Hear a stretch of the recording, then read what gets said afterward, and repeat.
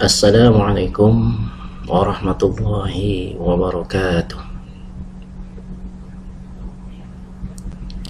Alhamdulillahilladzi ja'ala asy-syahrul mubarakah asy-syahrus siyam asy-syahru ramadhan alladzi unzila fihi al-Qur'an hudan lin-nas wa bayyinatin minal huda wal furqan.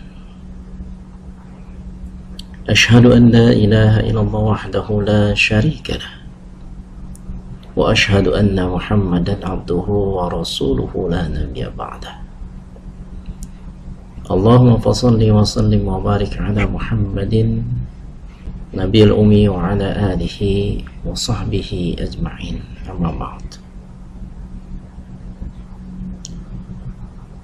معاشر المسلمين jamaah sholat tarawih Masjid Jami Al-Azhar rahimakumullah. Tentunya pertama kali kita bersyukur kepada Allah Subhanahu wa ta'ala, karena hingga hari ini kita masih diberikan nikmat sehat walafiat, sehingga kita bisa meringankan langkah kita menuju ke masjid untuk melaksanakan ibadah kepada Allah Subhanahu wa ta'ala, yakni melaksanakan qiyamul Ramadan. Kemudian juga kita bersyukur kepada Allah Subhanahu wa ta'ala karena kita masih diberikan nikmat iman, Islam, sehingga dengan nikmat itu kita masih melaksanakan kewajiban-kewajiban kita kepada Allah Subhanahu wa ta'ala. Ma'asyiral muslimin rahimahullah,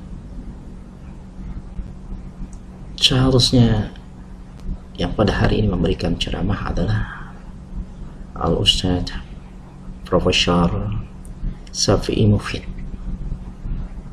tapi karena beliau berhalangan hadir, maka kami mencoba menggantikan beliau, yang tentunya tidak sama ceramah yang diberikan seorang profesor dengan saya yang mungkin hanya memberikan sekedarnya saja pada saudara hadirin sekalian.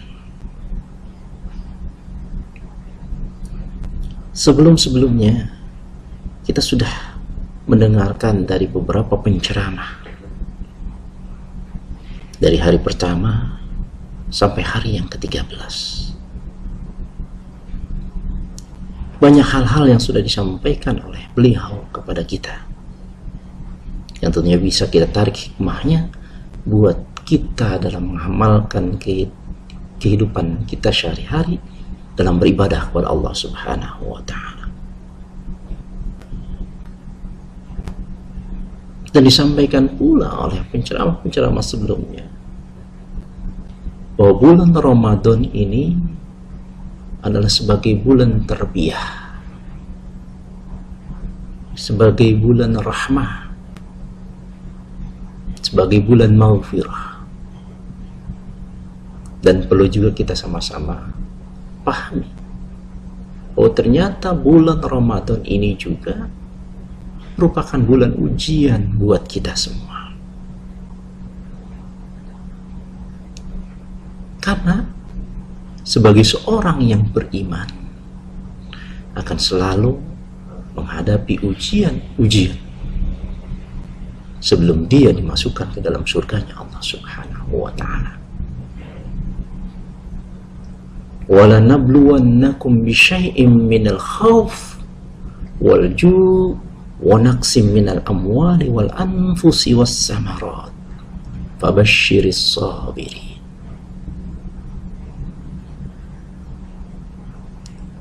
Dan tidaklah kami uji kepada kalian, dan sungguhnya kami akan uji kepada kalian semua dengan segala sesuatu, di antaranya adalah minal ju', merasa lapar, merasa haus. Tentunya kita pada saat bulan puasa ini akan merasakan rasa lapar itu, rasa haus itu. Kemudian wa naqsim minal amwal. Kemudian kita diuji dengan kekurangan harta. Di bulan Ramadan ini kita biasanya selalu menyisihkan sebagian harta yang kita miliki untuk berinfak, untuk bersedekah, untuk berzakat. Ini adalah ujian buat harta yang kita miliki. Sanggupkah kita menyisihkan sebagian harta yang kita miliki di jalan Allah Subhanahu wa ta'ala? Kemudian wa naqsim minal anfus, naqsim minal amwali wal anfus. Kemudian juga kita diuji dengan kekurangan jiwa. Jiwa kita diuji, diri kita diuji. Sanggup gak kita melaksanakan ibadah kepada Allah Subhanahu wa ta'ala? Terutama menjalankan ibadah shaum ini. Sanggup gak kita menjalankan ibadah shaum ini? Sanggup tidak kita menjaga lidah ini, menjaga perbuatan-perbuatan kita, agar perbuatan kita ini tidak membatalkan shaum kita? Ini ujian buat anfus kita. Kemudian ada juga kekurangan wasamarat, kekurangan buah-buahan. Kita diuji dengan kekurangan buah-buahan.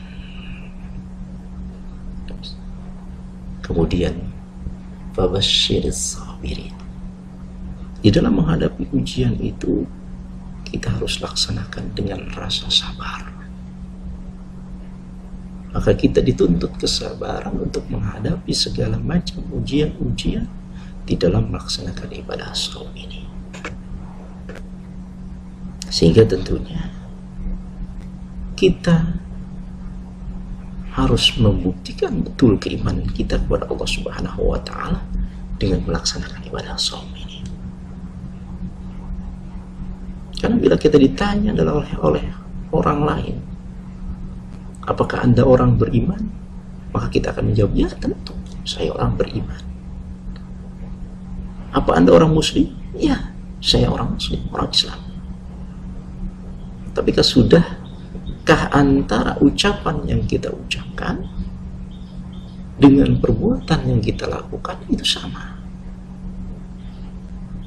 Apakah perkataan-perkataan yang sudah kita ucapkan lalu kita kerjakan dalam kehidupan kita sehari-hari?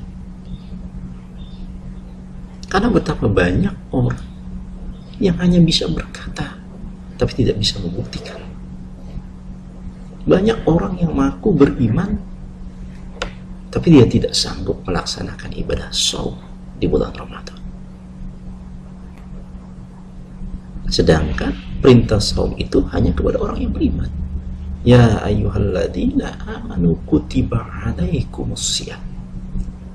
Hai orang-orang yang beriman, diwajibkan atas kalian untuk melaksanakan shaum, syam atau puasa.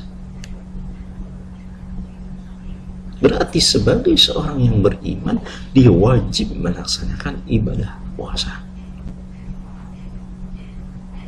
Tapi coba kita perhatikan, banyak saudara-saudara kita yang mungkin di hari pertama dia masih puasa, di hari kedua dia masih puasa, tapi di hari ketiga dia sudah mulai secara sembunyi-sembunyi untuk makan. Tapi di hari keempatnya sudah bebas, tanpa malu lagi mereka melaksanakan yang namanya makan di siang hari.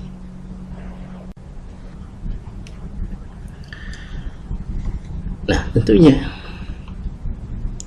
orang-orang yang seperti ini sudah tidak sesuai lagi dengan apa yang diucapkannya, dengan perbuatan-perbuatan yang dilakukannya.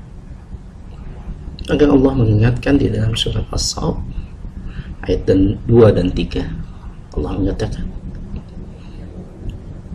Ya ayyuhalladzina amanu lima taquluna ma la taf'alun.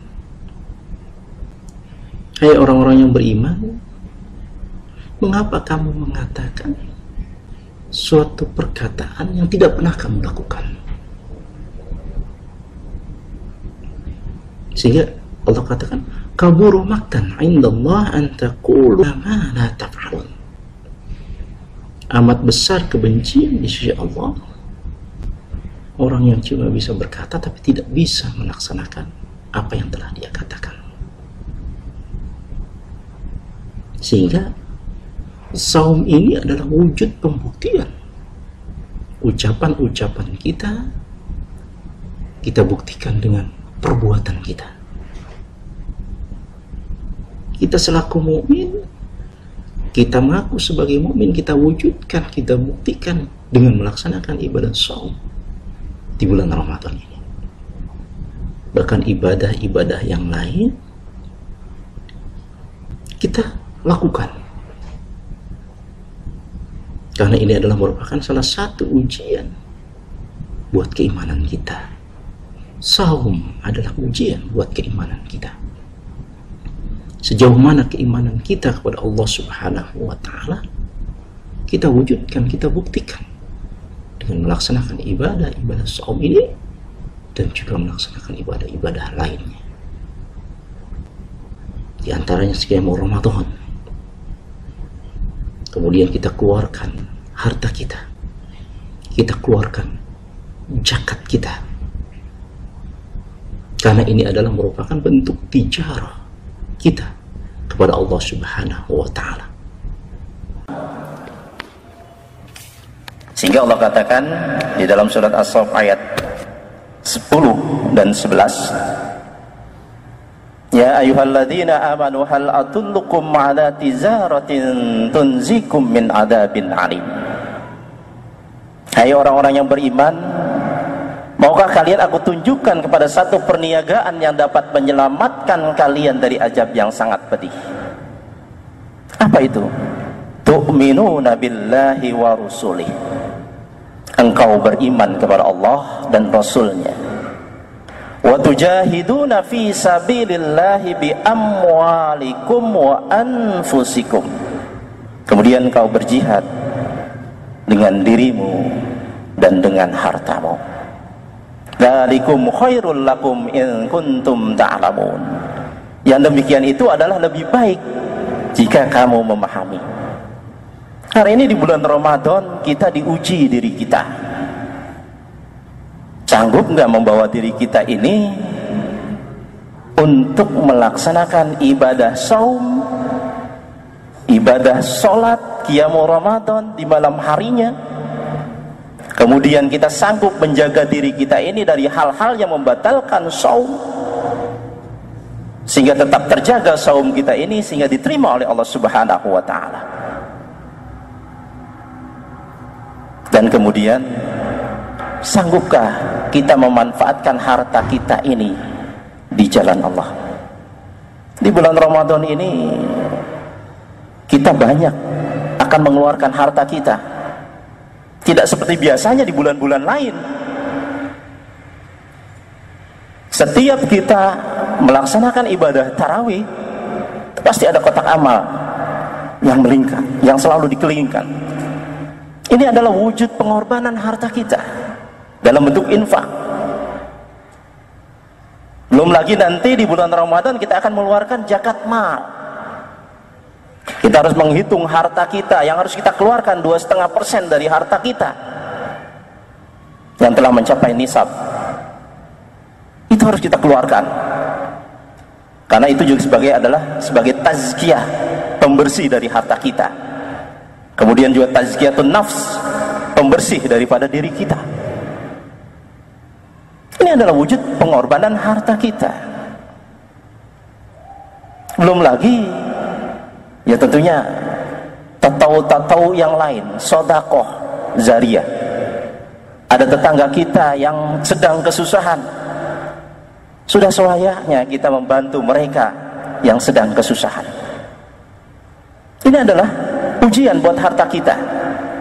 Dan yang harus kita sadari bahwa harta yang kita miliki ini kita hanyalah titipan buat kita. Pada prinsipnya, dalam prinsip ekonomi Islam, al-malu malullah, Harta, pada dasarnya harta yang kita miliki ini adalah hartanya Allah. Al-milku majazilil insan. Kepemilikan terhadap diri kita cuma simbol-simbol saja. Simbol kepemilikan.